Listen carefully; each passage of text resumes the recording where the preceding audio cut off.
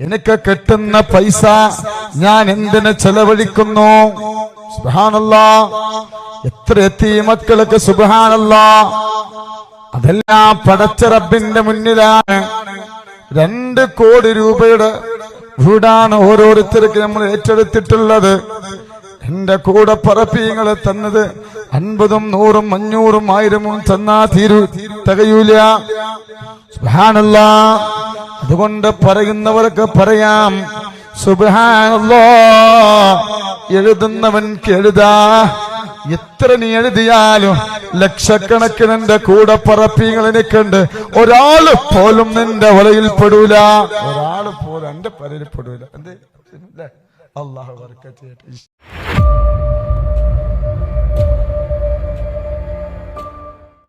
അസ്സലാമു അലൈക്കും വറഹ്മത്തുള്ളാഹി. പ്രിയമുള്ളവരെ, ഇവിടെ പല ജനങ്ങളും, ഒരുപാട് ജനങ്ങൾ ജോലി ചെയ്യാതെ ചാരിറ്റിയുടെ പേരിൽ കഴിയുന്നവരാണ്. അതാണ് നിങ്ങൾ ഇപ്പോൾ കേട്ടത്.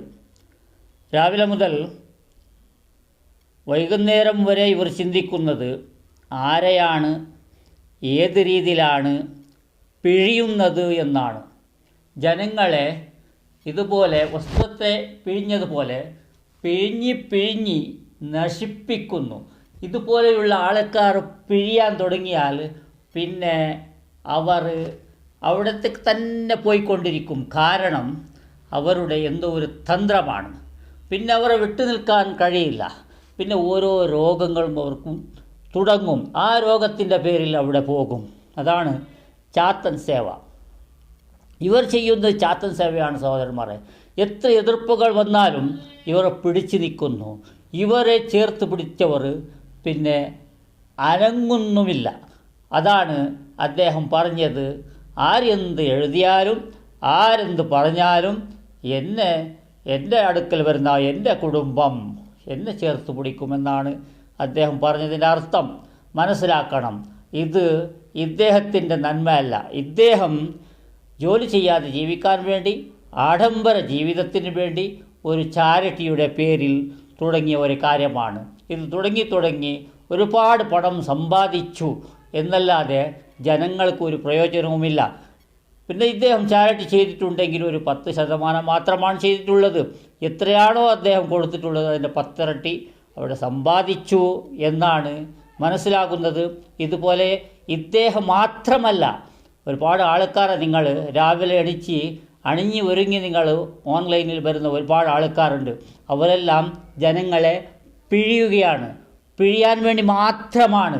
ഇവിടെ നമ്മുടെ ഇന്ത്യയിൽ ഇതുപോലെ പിഴിഞ്ഞ് ജീവിക്കണമെന്നൊന്നുമില്ല. ഒരുപാട് ജോലികളുണ്ട്. എന്ത് ജോലി വേണമെങ്കിലും ചെയ്യാം സഹോദരന്മാരെ. എന്ത് കച്ചവടം വേണമെങ്കിലും ഇവിടെ ചെയ്യാം. ഇവിടെ ജോലി എന്ന് നമ്മുടെ ദീനിൻ്റെ കാര്യത്തിൽ നമ്മൾ ജോലി എന്ന് പറയുന്നത് എന്തിനാണ്? പള്ളിയിൽ ജോലി ചെയ്യണം.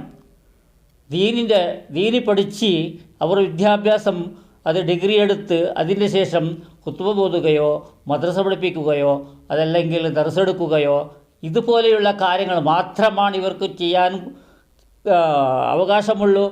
അത്രക്കാരെ മാത്രമാണ് നമ്മൾ പ്രോത്സാഹിക്കേണ്ടത്.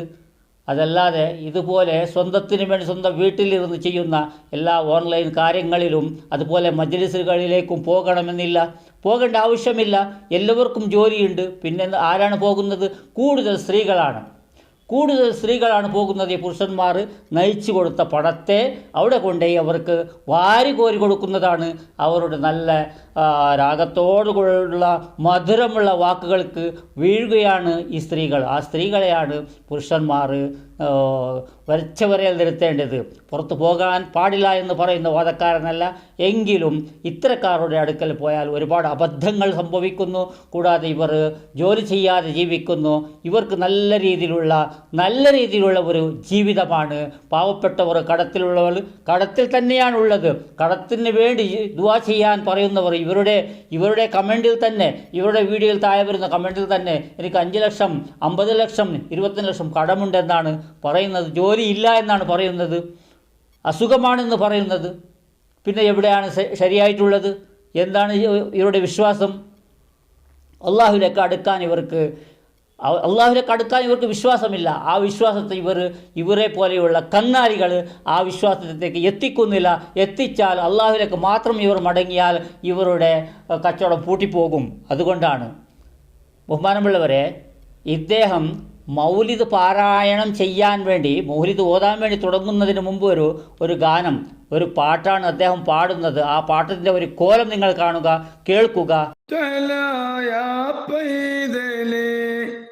ആരംഭ പൊന്നാനമേ ആശയേറും മാമ്പലേ അല്ല തന്ന കാതലേ ലാ ഇലാഹ ഇല്ലല്ലാഹു ലാ ഇലാഹ ഇല്ലല്ലാഹ് ലാ ഇലാഹ ഇല്ലല്ലാഹ് മുഹമ്മദുർ റസൂലുള്ളാഹ്. താലോലം താലോലം താലോലം കുഞ്ഞേ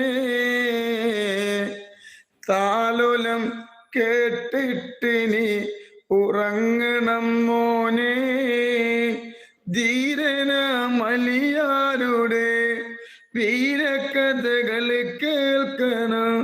ശൂരനായി നീ വളരണം.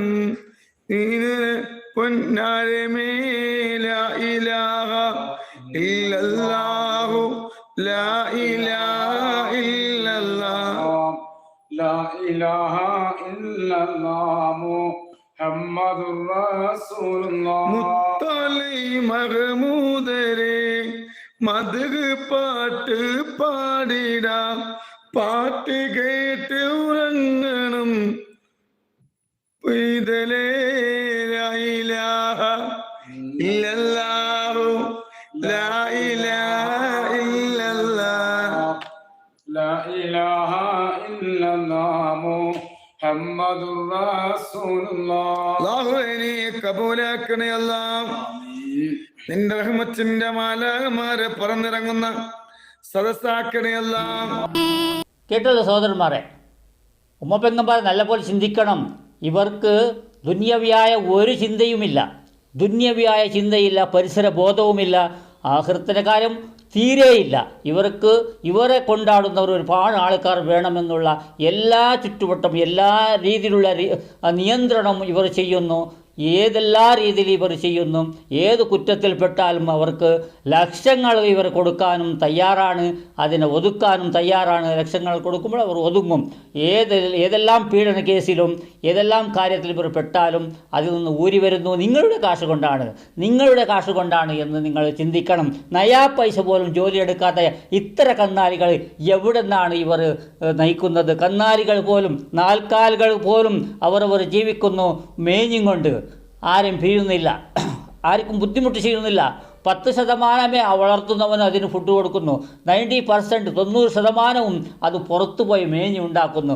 ഇവർ അതല്ല, 100% ഇവർ കഴിക്കാൻ വേണ്ടി ഇവർ വണ്ടിയിൽ പോകാൻ വേണ്ടി, സ്വന്തം വണ്ടി എടുക്കാൻ വേണ്ടി, എന്തെല്ലാം ഇവരുടെ സ്വന്തം കാര്യങ്ങൾ മാത്രം അന്തസ്സോട് കഴിയാൻ വേണ്ടി ഇവർ ചെയ്യുന്നു. എത്ര ഒരു നല്ല ഗാനമാണ്! ആ ഗാനത്തിന് അവർ എങ്ങനെ വികലമാക്കിയത് അദ്ദേഹം. ഇതുപോലെയുള്ള തെണ്ടിത്തരമാണ്, ഇതുപോലെയുള്ള അറിവില്ലായ്മയാണ് ഇദ്ദേഹം ഒരുപാട് വിളമ്പിട്ടുള്ളത്. ഇദ്ദേഹത്തിൻ്റെ വീഡിയോയിൽ കണ്ടാൽ നിങ്ങൾക്ക് മനസ്സിലാകും. എല്ലാ വീഡിയോകളും നിങ്ങൾ ചെക്ക് ചെയ്ത് നോക്കണം. ഒന്നും വിവരമുള്ള ഒരു കാര്യവുമില്ല. ഇദ്ദേഹം ആരാണ്? ഇദ്ദേഹത്തോട് ആരാണ് ചാരിറ്റി ചെയ്യാൻ പറഞ്ഞത്? ഇദ്ദേഹത്തിന് എന്തിനാണ് കാശ് കൊടുക്കുന്നത്?